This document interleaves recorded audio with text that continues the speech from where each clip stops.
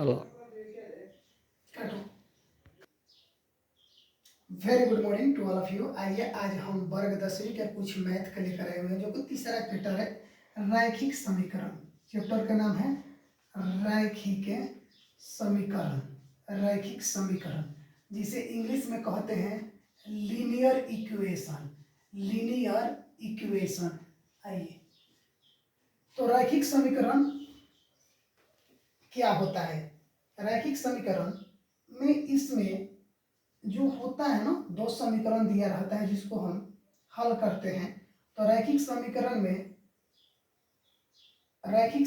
में किसी भी चर का घात एक होता है। ठीक है, जैसे ax by plus C equal to 0, इसको हम a1 कह सकते हैं। a2x plus b2y plus C equal to 0, ये दो कोई समीकरण दिया गया है। चलिए, तो रैखिक समीकरण को कितने तरीके से हल किया जाता है? रैखिक समीकरण को कितने विधि द्वारा हल किया जाता है? रैखिक समीकरण को कितने तरीके से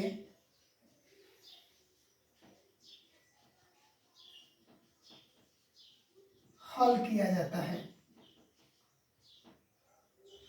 तो चलो जी, रैखिक समीकरण को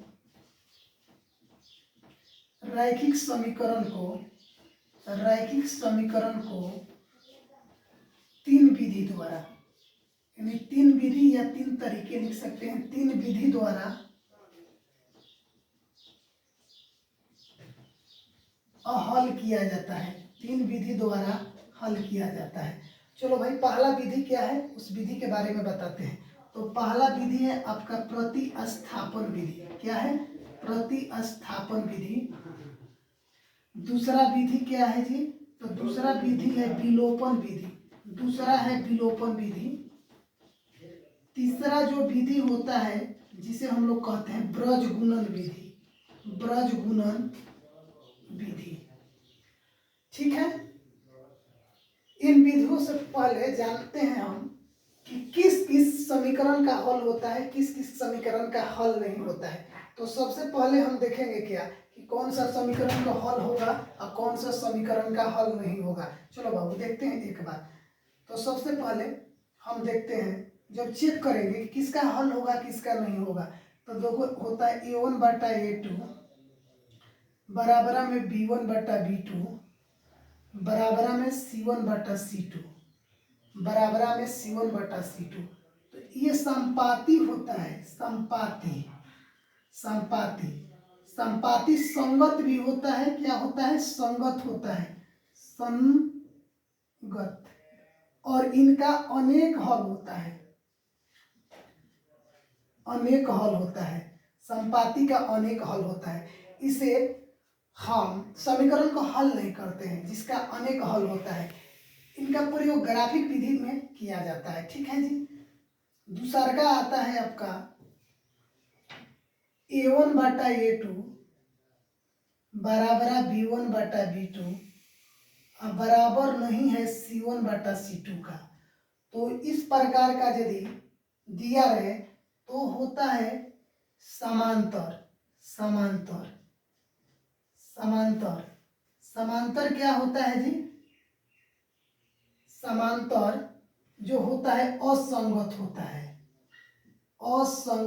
है। इनका कोई हल नहीं होता है। इनका कोई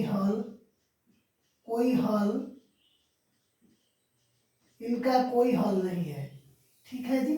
इनका भी प्रयोग हम कहाँ करते हैं? तो ग्राफिक विधि में, ज्यामितीय ग्राफिक विधि में इनका हल करते हैं। चलो जी, तीसरा a1 बटा a2 बराबर में b1 बटा b2 a1 बटा a2 बराबर नहीं है b1 बटा b2 का। यह प्रतिच्छेदी रेखा होती है। प्रतिच्छेदी रेखा। इसका क्या होता है जी? ये जो होती है संगत है और इनका एक या अद्वितीय हल होता है। अद्वितीय अद्वितीय हल होता है, यानी एक हल होता है। ठीक है, एक बार देख लीजिए बोर्ड पर। ठीक है, आगे हम देखते हैं इनके विधियों को।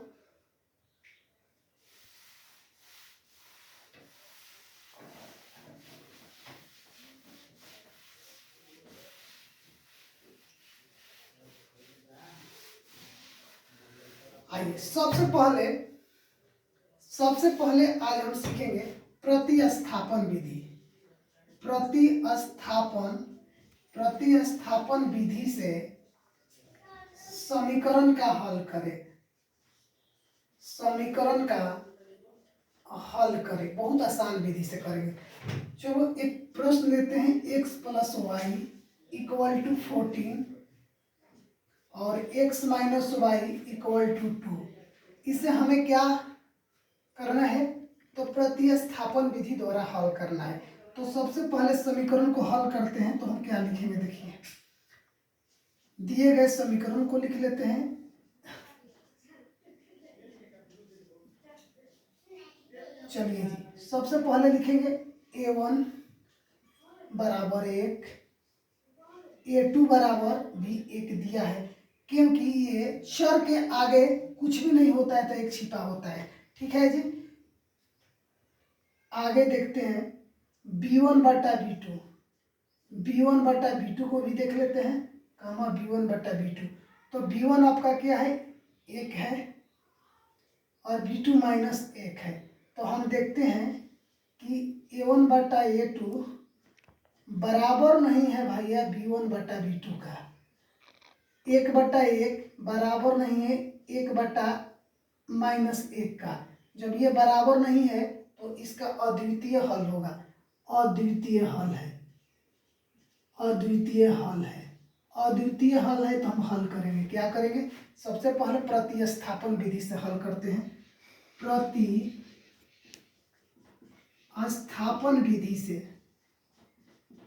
आइए लिखते हैं x + y = 14 दिया गया है, या इसे लिख सकते हैं x = 14 - y। इसे हमने समीकरण 1 मान लिया। दूसरा समीकरण जो दिया है x - y = 2, इसे ज्यों का त्यों हमने लिख दिया, समीकरण 2 मान लिया। चलिए हम इनका वैल्यू का पुटिंग करते हैं, मान को रखते हैं। तो सबसे पहले क्या लिखेंगे कि समीकरण 1 का मान 2 में रखने पर, समीकरण 1 का मान समीकरण 2 में रखने पर, चलो तो 2 को पहले लिखेंगे यहाँ पर x घटाओ y = 2। चलो भैया देखेंगे x का मान कितना दिया है। तो x का मान दिया हुआ है यहाँ पर 14 घटाओ y, और y का मान -y है, बराबर में 2। आगे देखते हैं इम्प्लाई दैट 14 घटाओ -y और -y को जोड़ेंगे तो -2y = 2 हो जाएगा।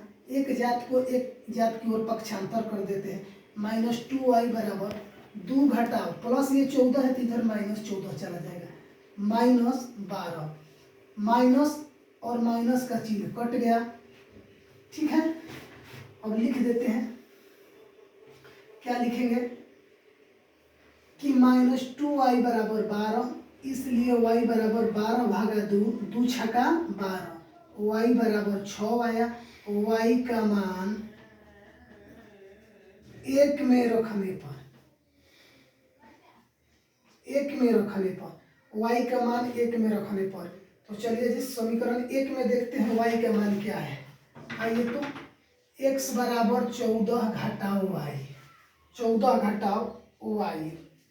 चलो x = 14, y का मान कितना आया है 6, तो x बराबर क्या आ जाएगा 8। तो लिखेंगे चूंकि x = 8 एंड y = 6।